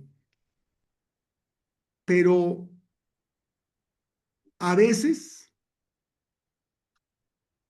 miren, la tentación es tan berraca, es tan dura, que esa mentira me salva de 1000 problemas. Es una mentira grandota, o puede ser una mentira piadosa, pero yo la tengo que decir y si no me voy a meter en un problema. Esta falta, ese pensamiento, esos deseos. Jesucristo dice, el hombre que vio a esa mujer ya adulteró con ella. Imagínense ustedes cómo estamos los hombres. Imagínense ustedes, o sea, estamos graves. Y llega el autor de Hebreos y dice, el que peca voluntariamente, el que peca voluntariamente, no queda más sacrificio por los pecados, una horrenda expectación de juicio. El que peque voluntariamente, si en la ley mataban a la persona en boca de 2 o 3 testigos que hubiera violado la ley, ¿cómo será en la gracia la persona que pisotee la sangre de Cristo? Para la próxima vez, Dana, Daniela, usuario Iván, Michelle Fabiola, Mari, Margot, Lida, Yolima, Maribel, Edgar y José Quintero. Les voy a decir lo siguiente. Pensémoslo 2 veces, porque si tú y yo pecamos deliberadamente mañana, estamos pisoteando la sangre de Cristo. Estamos teniendo en poca monta al Hijo de Dios, que inclusive dice ese versículo, el versículo número 29, nos dio al Espíritu Santo. Ups. La cosa es más dura de lo que estamos pensando, porque eso nos lleva, mis queridos estudiantes, eso nos lleva al siguiente versículo, mis queridos estudiantes, el versículo número 30. Pues conocemos al que dijo, mía es la venganza, yo daré el pago, dice el Señor, y otra vez el Señor juzgará a su pueblo. ¿Saben por qué? Y mire, y es que ese hay que leerlo con el versículo 31 donde tú leíste, Lidita. Horrenda cosa es caer en manos de Dios viva, de Dios vivo. Uy, no, no, no, no, no, no, no, no, no, no, no, no, no. No, eso seguir a Dios es muy, no, no, no, no, no, no, no, no es, no. O sea, Dios no le da a uno, según este texto bíblico, Dios a ti no te da ni la menor posibilidad de que te resbales. Según este texto bíblico, tú tienes que ser santa. Según este texto bíblico, vos tenés que ser perfecta, perfecto. Porque el Señor dice, si tú pecas deliberadamente, yo me voy a vengar de ti. La venganza es mía. Y se voltea y mira para otro lado y dice, horrenda cosa es caer en manos de Dios vivo. Y tú lo escuchas. Es la ley que rodea los acontecimientos. Es un esposo celoso de ti. Es un Dios celoso, enamorado de ti. Tú eres su mayor tesoro. Te quiere perfecta, perfecto.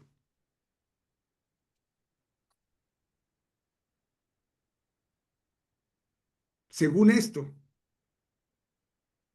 seguir a Dios es como darle coces al aguijón. Le decía Jesús. ¿A quién? A Saulo. ¿Usted para qué insiste en perseguirme, hermano, si esto es suyo? ¿Usted para qué se hiere? Si usted va a va a terminar conmigo. Horrenda cosa es caer en Dios vivo. Mire, yo le quiero decir a los jóvenes que hay acá en esta clase, que veo mucha juventud. Ustedes la embarraron, muchachos. Daniela, Dana, las más pollitas de acá del curso. Claro que aquí, claro que Margot y Maribel y claro, todas ustedes. Miren, miren al hermano Edgar. No, eso es calidad. Todos tan jóvenes. Pero escuchen bien. La embarraron en sus vidas habiendo aceptado a Cristo como Salvador personal. Ahora ustedes le pertenecen a Él. Ahora ustedes son de Él, señoritas y señoritos. Ahora Dios va a recorrer los cielos, la tierra, va a subir montañas, va a correr ríos, va a nadar hasta donde sea para estar contigo, para rescatarte, para que tú no te vayas. Te va a celar como un esposo celoso a ti, porque tú eres de Él. Horrenda cosa es caer en manos del Dios vivo. Wow. Esto es más fuerte de lo que estamos pensando, mis estudiantes queridos. Más fuerte. Y vamos a terminar porque no hemos terminado el capítulo número 10. Porque el capítulo número 10, queridos estudiantes, tiene otros elementos importantes que tenemos que tener en cuenta. Y es que después de decirnos, Dios mío, si yo sigo en los caminos del Señor, bueno, yo no sé si ustedes, mire, yo sé que Lida está casadita, Yolima también. Michelle Fabiola, ¿eres casada? No, no, ¿No? no, Su merced no es de acá, ¿cierto, Fabiola? no, yo soy de Venezuela. De Venezuela, voy a conseguirle un colombianito a esta venezolana, hombre. Pero estoy viviendo en México ahorita. Ah, vos vivís en México. Me fui a México, me vine a México, ajá. Ah, no, pues entonces un mexicano, un guatemalteco, un gringo, eso hay mucha gente linda por ahí, eso es lo de menos. Margot, Maribelita, escuchen bien. Yo soy viuda. Su merced, mi Margot, pero para ti también te va, escucha bien lo que te voy a decir, mi Margot. Divina. Mire, si han visto esas historias horribles en las noticias de un esposo celoso que va y hace cosas, tonterías por allá, disparando y haciendo pendejadas.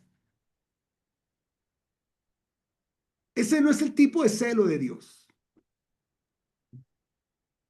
Pero el celo de Dios por ti es amarte y decirte, eres mía, eres mío, no te comparto con nadie.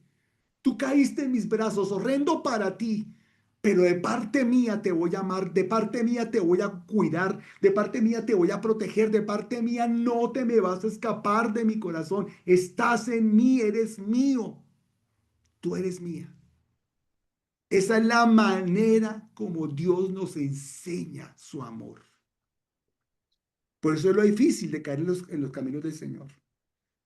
Nosotros que ya estamos un poquito andados en años, aunque no signifique tanto, ¿cierto, Margot? Les queremos decir a esta juventud, ya hemos caminado un buen trecho en nuestra vida con Cristo. Y caminar con Cristo significa otro día caminar con Cristo y otro día caminar con Cristo, porque el día que me separe, el Señor me va a venir a buscar. Y Él va a venir y con lágrimas en los ojos me va a decir, no, señor don José, usted es mío, vuelva a mis caminos. Usted me pertenece, venga para acá.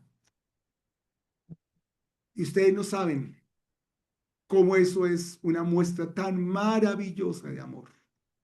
Amor de Dios para nosotros. Qué lindo nuestro Dios, ¿cierto que sí? Ay, bendito sea el Señor. Lo dijiste. Y teniendo en cuenta esto, mis amados hermanos, teniendo en cuenta que el sacrificio del Antiguo Testamento está limitado, teniendo en cuenta que Cristo es nuestra libertad, que Cristo nos ha santificado y purificado y nos invita al lugar santo porque tenemos un sumo sacerdote. Y luego nos dice, miren, teniendo esto, no vuelvan atrás. Eso, lo que hay atrás es maldad, lo que hay atrás es dolor. Él nos cela, ustedes cayeron en sus manos, sigamos adelante. Entonces ahora sí nos muestra cómo llegar a la fe, al capítulo número 11. 32. Miren lo que dice en el versículo 32. Ya estamos terminando este capítulo. Traigan a la memoria los días pasados en los cuales después de haber sido iluminados, sostuvisteis gran cantidad de persecución. Recuerden todas las cosas difíciles que les pasaron a ustedes. Su vida no ha sido fácil. Su vida no ha sido un camino de rosas. Ustedes no la han pasado bien, le dice al autor a los de Hebreos. Ustedes han sido perseguidos. A los hebreos de Roma han sido súper perseguidos. Aparte de eso, en el versículo 35 y 36, Dios, por esa persecución, les está prometiendo un galardón. Mira cómo dice el 35.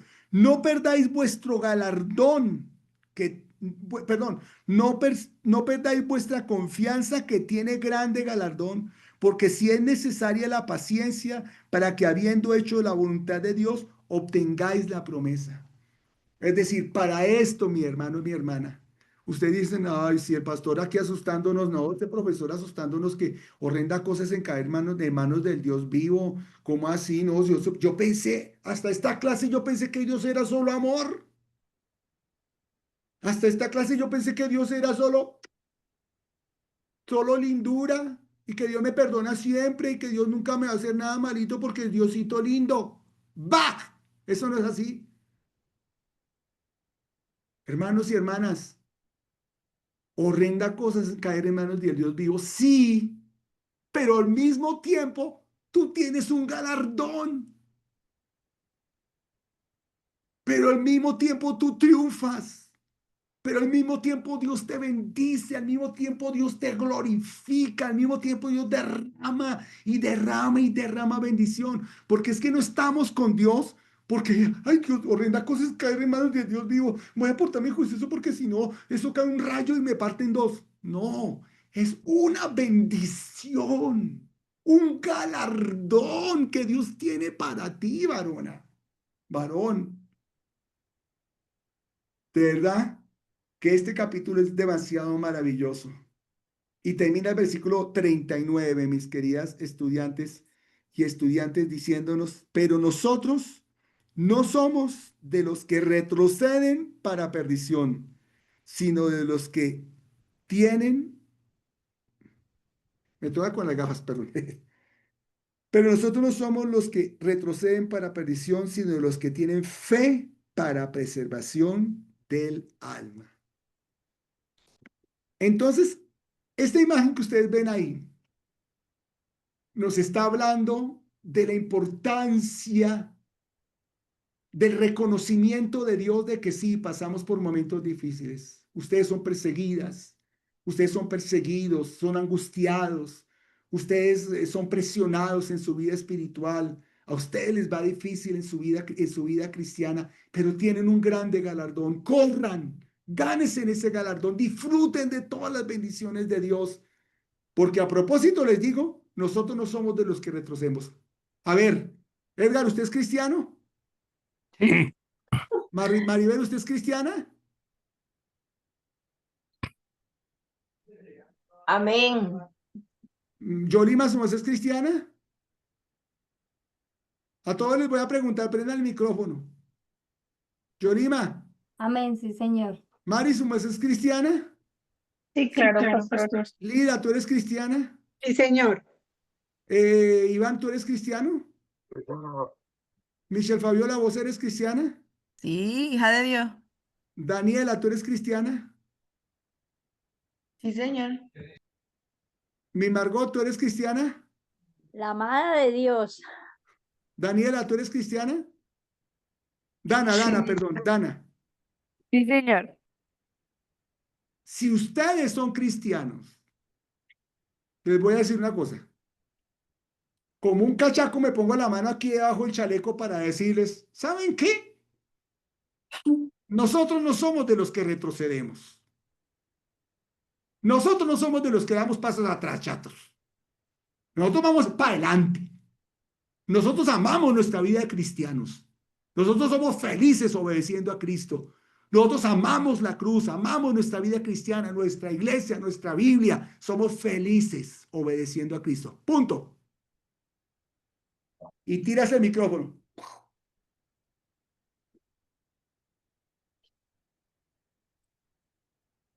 Entonces, eso que les acabo de decir es el versículo número 39. Esta posición tan genial de ser cristianos y amar la vida cristiana a pesar de las persecuciones, de las luchas, de las pruebas. Y saber que Dios me ama con ese amor tan terrorífico, con ese amor tan maravilloso al mismo tiempo, tan espeluznante, pero al mismo tiempo tan increíblemente amoroso, tan seductor. Queridos estudiantes, así prepara entonces nuestro corazón para el elemento que te convence de este amor. Para el elemento que te dice qué es el amor de Dios. Para el que sella tu corazón en el amor de Dios, que es así como lo acabé de escribir tan crudamente, querido estudiante. Y es cuando llegamos entonces al capítulo número 11, que en este podemos ir un poquito más rápido si podemos. El capítulo número 11. A ver, queridos estudiantes. Pues hasta este momento ustedes sabían que el capítulo, que había una única definición de fe, según el capítulo número 11 de Hebreos. A ver, hermano Edgar, sí. dígame qué es fe. Es tener certeza de algo que no se ve, pero que uno sabe que va a pasar o que puede pasar. Se copió de la Biblia, pero es que eso es lo que yo quería, Edgar. A propósito, léame el primer partecita que está ahí. Es pues la fe, la certeza de lo que se espera, la convicción de lo que no se ve. ¿Sigo? Sí, señor, ese cuadrito completo. Porque por ella alcanzaron buen testimonio los No, antiguos. no, amado. lo que está en la pantalla que te estoy presentando. Ah, ya, ya, ya. El segundo igual plantea la No, no, no. oposición. El primero, por favor. Ya. Ya. Comisión de lo que no se ve. Sustancia puede significar esencia o realidad, y evidencia puede significar prueba o convicción. La fe nos da una certeza sólida de que las promesas de Dios se van a cumplir y una visión clara de la realidad espiritual invisible. ¿Cuántos creen y están seguros que mañana es miércoles?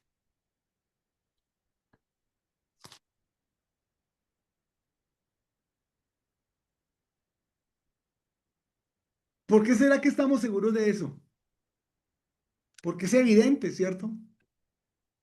Porque llevamos años repitiendo los mismos días, los mismos 7 días. Es evidente.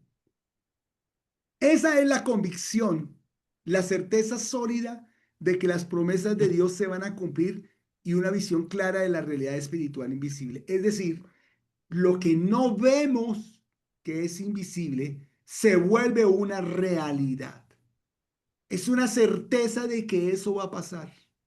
Yo tengo fe de que esto va a pasar. Yo creo que va a pasar. Y eso que no lo veo es invisible, pero la fe lo trae a lo posible. Muchas veces, queridos estudiantes, la fe está en el futuro. Y la fe consiste en traer ese hecho del futuro al presente.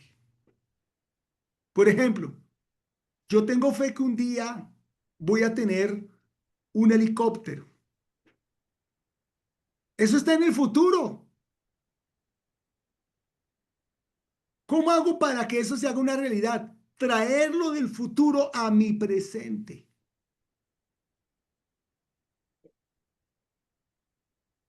Ahora, cuando hablamos de fe, querido estudiante, estamos hablando también de la siguiente pregunta. ¿Cuánta fe y fe en qué? Porque la fe de que mañana es miércoles es la fe natural. Es la confianza que le ponemos al piloto cuando tú te montas en un avión. Yo siempre que me monto en un avión, siempre como entras por la puerta de atrás de la cabina, ¿cierto? Creo que la mayoría de las veces por ahí. Siempre me gusta mirar todos esos aparatos allá, que yo más o menos tengo idea de manejar aviones. Me gusta mirar, ahí me quedo 3 segundos porque ya lo hacen entrar uno de las azafatas. Ay, tan chévere, miro esto, uy, qué chévere, este avión es súper tecnológico y todo. Y veo los pilotos. Veo un calvito, un gordito, un flaquito. Los veo sudando. Los veo revisando los aparatos con todas esas cosas. Y luego me siento y luego nos saluda el piloto. Bien, vamos a iniciar el vuelo de aquí a Bucaramanga, qué tal cosa, que no sé qué sé cuándo. Oiga, ese viejito, ¿cómo estaría anoche? ¿De qué sufrirá? ¿Sufrirá la próstata? ¿Será fumador? ¿Será tomatrago? Pero ¿sabes qué hacemos? Ponemos nuestra confianza en él sin siquiera conocerlo. Y de seguro llegamos.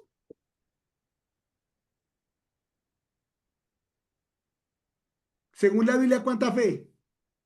¿Quién me responde? No importa el tamaño, pero habla del grano de mostaza. Ya. Ujú. Es que no es el tamaño. Es en quién tú pones tu fe.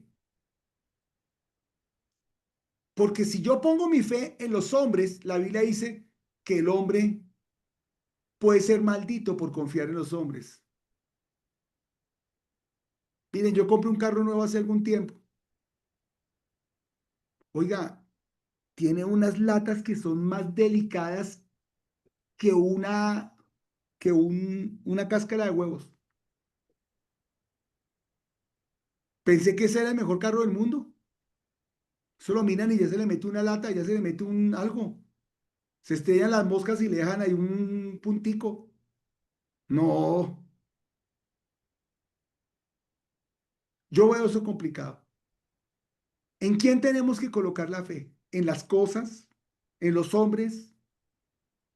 ¿Poner la fe en nuestros conocimientos? Pues yo les voy a dar dos razones. Primero que yo no era nunca fui el mejor estudiante de mi colegio. Cuando estaba en el colegio, en la universidad mejoré. Después de todo lo que he estudiado, gracias a Dios. Pero yo era a mí me tocaba habilitar siempre matemáticas. ¿Y saben quién obtuvo el segundo mejor puesto del ICFES en mi generación? Cuando presentamos nosotros el curso del colegio, yo. Nadie daba un peso por mí porque yo no era bueno para estudiar, pero ocupé el segundo mejor ICFES. ¿Ven qué es relativo? Uno no puede confiar ni en sí mismo. ¿Ustedes cómo reaccionan frente a un robo? Un tipo que está forcejeando con el celular y toda la cantidad. De pronto el otro se envalentona, se llena de adrenalina y también le casca ahí alguna cosa. No sabemos quiénes somos nosotros. ¿En quién ponemos entonces nuestra fe? Si hemos visto los grandes caer,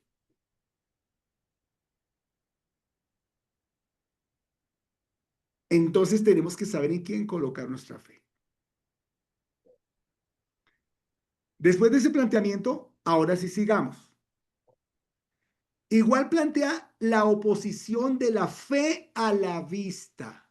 A mí me pareció fabulosa esta frase, porque plantea un conflicto entre lo que se ve y la fe.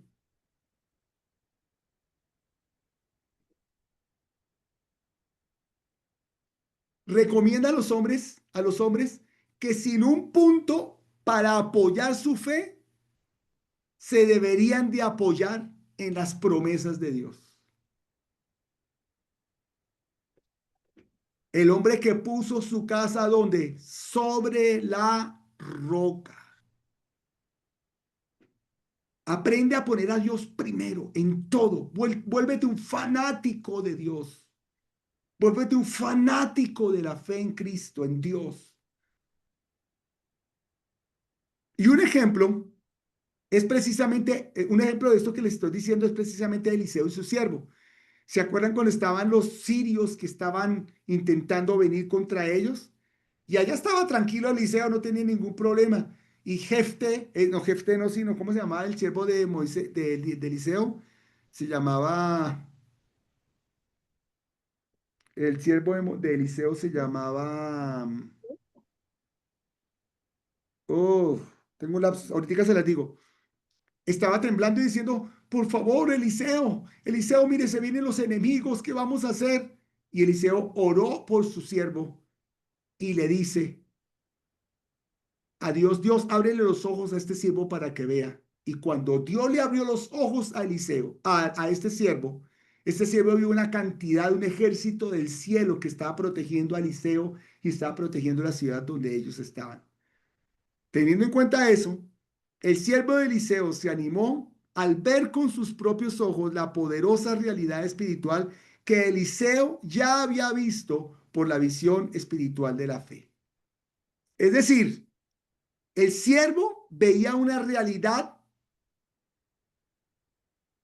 con sus propios ojos, que se convirtió en algo espiritual que ya estaba percibiendo precisamente Eliseo.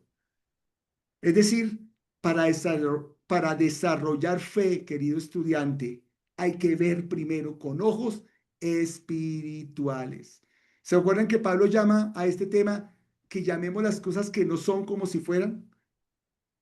Por eso tú no estás loca. ¡Hey! Tú no estás loco, hermano. Ay, locos. No estamos locos, no estamos locas si estamos declarando, a pesar de tener una persona postrada en una cama, demacrada, vuelta a nada por la enfermedad, no estamos locos al declarar, Señor del cielo, yo creo que tú puedes levantar a esta persona de esta cama. Mi realidad es que la estoy viendo postrada en una cama. pero se convierte en una realidad espiritual mi oración de fe para que esa persona se levante. Amén. Esto nos lleva a la segunda definición de fe. El versículo número, alguien que me ayude a leer, por favor, toda esta diapositiva que tengo ahí. ¿Quién la quiere leer? Yo, Yo. pastor. Bueno. Dice, segunda definición de fe. Sin fe es imposible agradar a Dios. Hay que acercarse creyendo que Él es y que premia a los que le buscan. Saber que Dios existe es el punto de partida.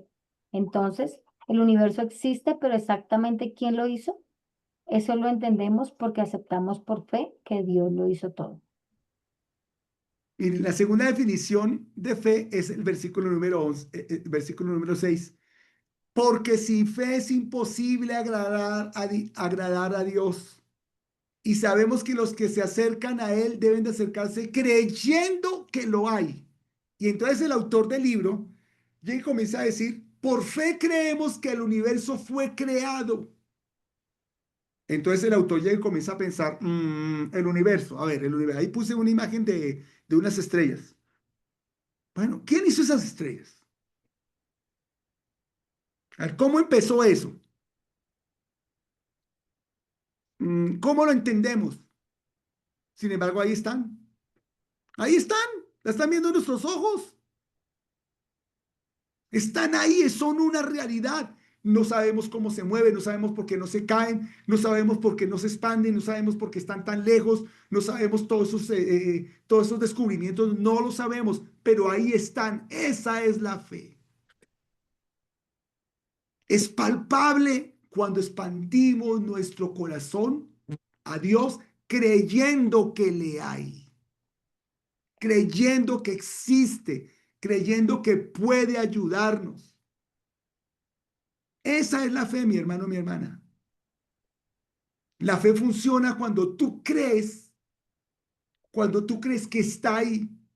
La próxima vez cuando tú tengas un desafío de fe, entonces tú ves el universo entero allá arriba. ¡Wow! ¿Por qué eso funciona tan perfectamente? Dios mío, Señor. ¿Por qué? Porque ¿será que estamos solos en el universo? Todo esto para nosotros. ¿Por qué es tan perfecto todo eso? Ahí está. Así es la fe. Simplemente ahí está Dios. Entonces, acércate a un desafío de fe, creyendo que Dios existe, creyendo que Dios está, creyendo que Dios nos ayuda, Dios te ayuda. Esa es la segunda definición de fe. Amén. ¿Listo? ¿Alguna pregunta?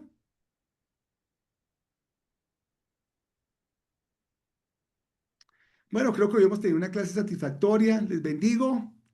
Mis queridos estudiantes, vamos a descansar un ratico. Que tengan un resto de semana excelente. Y nos vemos en 8 días nuevamente, entonces, con la bendición de Dios. Que descansen, mis muchachos, muchachas, y perdónenme si fue Buenas una noches. y cualquier Feliz cosita. noche, Bendiciones a pastor. todos. Chao, chao. Gracias. Gracias, pastor, a ver el partido. Parece No que estoy gana. terminando por eso. Conste.